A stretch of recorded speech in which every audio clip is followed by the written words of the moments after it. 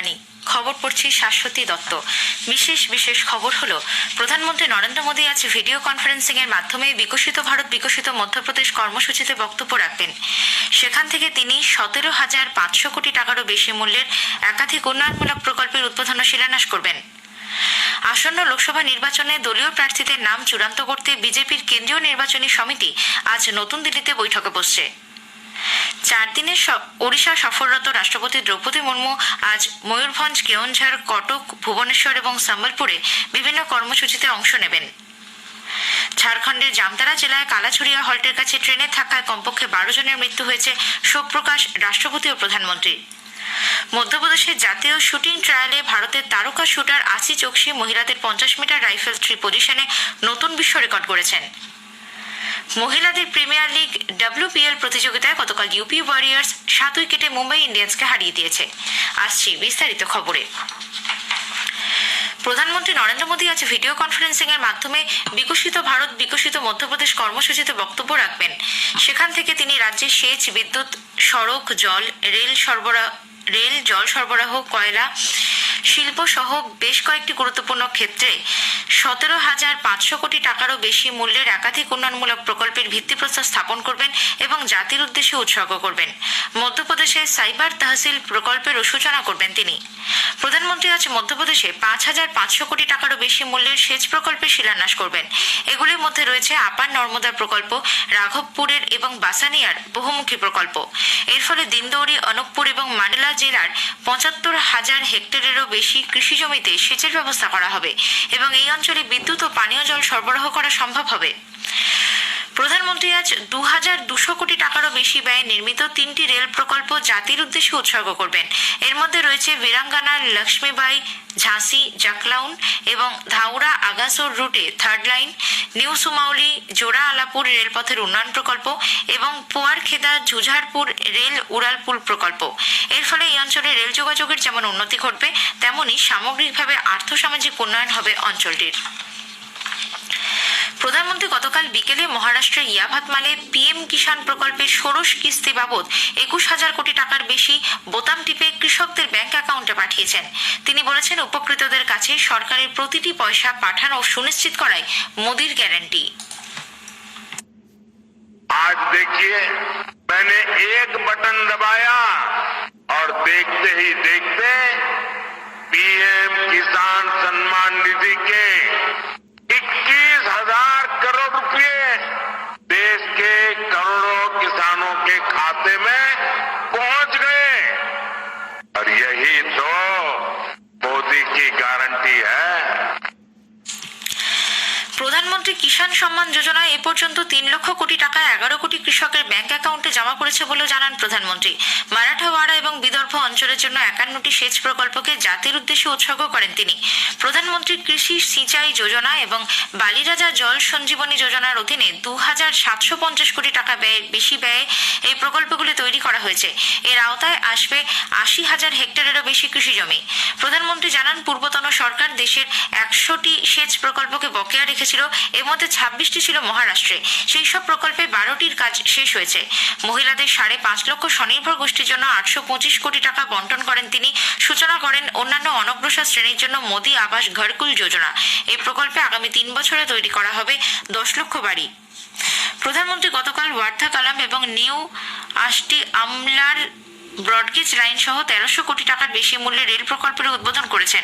এর ফলে বিদর্ভ এবং মারাঠাওয়াড়া অঞ্চলে রেল যোগাযোগ আরও উন্নত হবে। আসন্ন লোকসভা নির্বাচনে দলীয় প্রার্থীদের নাম চূড়ান্ত করতে বিজেপির কেন্দ্রীয় নির্বাচনী সমিতি আজ নতুন দিল্লিতে বৈঠকে বসছে। সর্বভারতীয় সভাপতি জগৎ প্রকাশ নাড্ডার পৌরোহিত্যে এই বৈঠকে প্রধানমন্ত্রী নরেন্দ্র মোদী, স্বরাষ্ট্রমন্ত্রী অমিত শাহ, প্রতিরক্ষামন্ত্রী রাজনাথ সিং সহ পদাধিকারীরা অংশ নেবেন বলে জানা গেছে। বৈঠক শেষে বেশ কিছু আসনে প্রার্থীদের নাম প্রকাশ করা হবে বলেও মনে করা হচ্ছে। আসন্ন লোকসভা নির্বাচনের সমস্ত পোলিং স্টেশনে ভোটদান প্রক্রিয়া ভিডিওগ্রাফি করার জন্য নির্বাচন কমিশনের কাছে দাবি জানিয়েছে বিজেপি।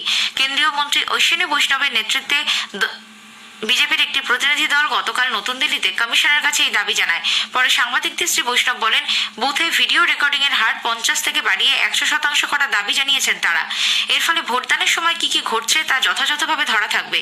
দেশে গণতন্ত্রের প্রতি আস্থা বাড়বে মানুষের। শহরাঞ্চলে বহুতল আবাসন কমপ্লেক্সের বাসিন্দারা যাতে সর্বোচ্চ সংখ্যায় ভোট দিতে পারেন, সেজন্য কমপ্লেক্স চত্বরে পোলিং বুথ খোলারও দাবি জানিয়েছে বিজেপি। যুব সম্প্রদায়কে ভোটদানে আরো উৎসাহিত করার লক্ষ্যে সদর্থক ভোটার সচেতনতা অভিযান মেরা পেহলা ভোট দেশকে নিয়ে দেশ জুড়ে বিভিন্ন উচ্চশিক্ষা প্রতিষ্ঠানগুলিতে আয়োজিত হচ্ছে। দেশের বৃহত্তর স্বার্থে যুবা ভোটারদের নির্বাচনী প্রক্রিয়ায় আরো বেশি করে অংশগ্রহণ সুনিশ্চিত করাই এর উদ্দেশ্য।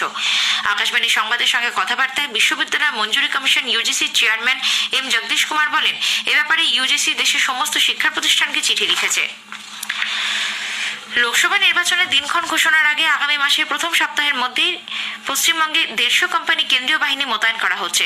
2 দফায় বিভিন্ন জেলায় এই বাহিনী মোতায়েন করা হবে। এর আগে গতকাল বাহিনী কর্তাদের সঙ্গে এক উচ্চ পর্যায়ের বৈঠকে 150 কোম্পানি বাহিনী মোতায়েনের রূপরেখা চূড়ান্ত করল নির্বাচন কমিশন। কমিশন সূত্রে জানা গেছে, এই পর্বে সর্বাধিক বাহিনী মোতায়েন করা হচ্ছে উত্তর 24 পরগনায়। বারাসত, বনগাঁ, বসিরহাট পুলিশ জেলা এবং ব্যারাকপুর ও বিধাননগর পুলিশ কমিশনারেট এলাকা মিলিয়ে এই জেলায় মোট 21 কোম্পানি কেন্দ্রীয় বাহিনী মোতায়েন করা হচ্ছে। কলকাতায় দ্বিতীয় সর্বোচ্চ 10 কোম্পানি কেন্দ্রীয় বাহিনী মোতায়েন করা হচ্ছে বলে কমিশনের তরফে জানানো হয়েছে। এছাড়া হাওড়া লোকসভা এলাকায় 6 কোম্পানি, হুগলিতে 4 কোম্পানি, ডায়মন্ড হারবারে 3 কোম্পানি, পূর্ব মেদিনীপুরে 7 কোম্পানি, পশ্চিম মেদিনীপুরে 5 কোম্পানি কেন্দ্রীয় বাহিনী মোতায়েন করা হচ্ছে। জনসাধারণকে তাদের লোকসভা কেন্দ্রের বিশদ তথ্য এবং সেই এলাকায় চালু থাকা বিভিন্ন কেন্দ্রীয় সরকারি প্রকল্প এবং তাদের উন্নয়ন সম্পর্কে অবহিত করতে আকাশবাণী কলকাতার সংবাদ বিভাগ শুরু করেছে বিশেষ অনুষ্ঠান ভারত বিকাশ ডায়েরি। প্রতিদিন রাত 8:50 গীতাঞ্জলি প্রচার তরঙ্গে শুনুন 10 মিনিটের এই অনুষ্ঠান। আমাদের সোশ্যাল মিডিয়াতেও অনুষ্ঠানটি সরাসরি শোনা যাচ্ছে। আজকের প্রতিবেদনে থাকছে ডায়মন্ড হারবার ও জয়নগর লোকসভা কেন্দ্র। রাষ্ট্রপতি দ্রৌপদী মুর্মু 4 দিনের সফরে গত সন্ধ্যায় ওড়িশা পৌঁছেছেন। ঝাড়খণ্ডের রাঁচি থেকে ভারতীয় বায়ুসেনার হেলিকপ্টারে নিজের জেলা ময়ূরভঞ্জে পৌঁছলে তাকে স্বাগত জানান ওড়িশার রাজ্যপাল রঘুবর দাস, কেন্দ্রীয় মন্ত্রী বিশ্বেশ্বর টুডু সহ বরিষ্ঠ আধিকারিকেরা। এরপর শ্রীমতী মুর্মু খিচিংয়ের কিচিকেশ্বরী মন্দিরে পুজো দেন। রাষ্ট্রপতি হওয়ার পর এটি তার প্রথম এই তীর্থ দর্শন। ময়ূরভঞ্জ, কেওনঝাড়, কটক, ভুবনেশ্বর এবং সম্বলপুরে শ্রীমতী মুর্মুর আজ বিভিন্ন কর্মসূচিতে অংশ নেওয়ার কথা। ময়ূরভঞ্জের রায়রঙ্গপুরে কেন্দ্রীয় সরকারের একটি হলিডে হোম ছাড়াও একগুচ্ছ সড়ক প্রকল্পের শিলান্যাস করবেন তিনি। এই অনুষ্ঠানে বারসাহিতে একটি একলব্য আদর্শ আবাসিক বিদ্যালয়ের উদ্বোধন করবেন। ভুবনেশ্বরে উৎকল বিশ্ববিদ্যালয়ের 53তম সমাবর্তনেও আজ উপস্থিত থাকবেন শ্রীমতী মুর্মু। খবর শুনছেন আকাশবাণী থেকে। ঝাড়খণ্ডের জামতারা জেলার কালাছড়িয়া হল্টের কাছে ট্রেনের ধাক্কায় কমপক্ষে 12 জনের মৃত্যু খবর পাওয়া গেছে।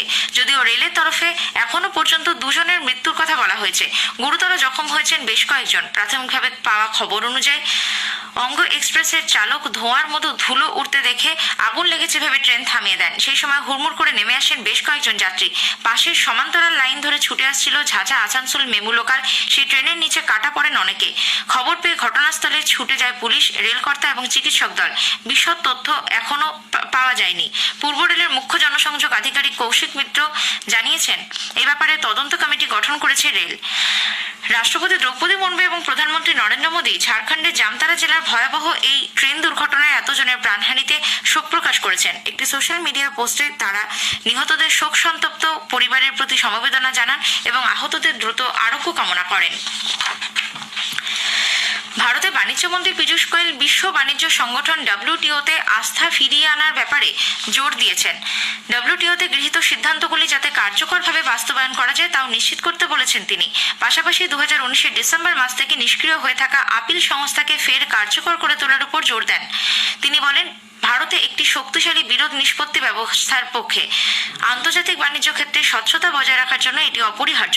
2024 সালের মধ্যে সম্পূর্ণ ও সুষ্ঠু বিরোধ নিষ্পত্তি ব্যবস্থা গড়ে তোলার পক্ষে আলোচনা চালিয়ে নিয়ে যাওয়ার জন্য তিনি সকল সদস্য রাষ্ট্রকে অনুরোধ জানিয়েছেন। এদিকে ভারত ও দক্ষিণ আফ্রিকা WTO-তে চীনের নেতৃত্বে একটি প্রস্তাব সাফল্যের সঙ্গে রুখে দিয়েছে। Investment facilitation development agreement IFT নামে চলতি মন্ত্রী পর্যায়ের বৈঠকে প্রস্তাবটি আলোচিত বিষয়সূচিতে জায়গা পাবে না। ভারত বেশ কয়েকটি কারণে IFT-তে আপত্তি তুলেছে। প্রথমত, IFT WTO-র আওতার বাইরে। দ্বিতীয়ত, আনুষ্ঠানিক চুক্তির কোনো শর্ত এতে মেনে চলা হয় না।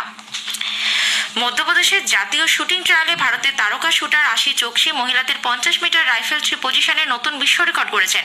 তিনি মোট 597 পয়েন্ট অর্জন করেন। এর আগে এই রেকর্ড ছিল 596 পয়েন্টে। মহিলাদের প্রিমিয়ার লিগ WPL প্রতিযোগিতায় গতকাল ইউপি ওয়ারিয়র 7 উইকেটে মুম্বাই ইন্ডিয়ান্সকে হারিয়ে দিয়েছে।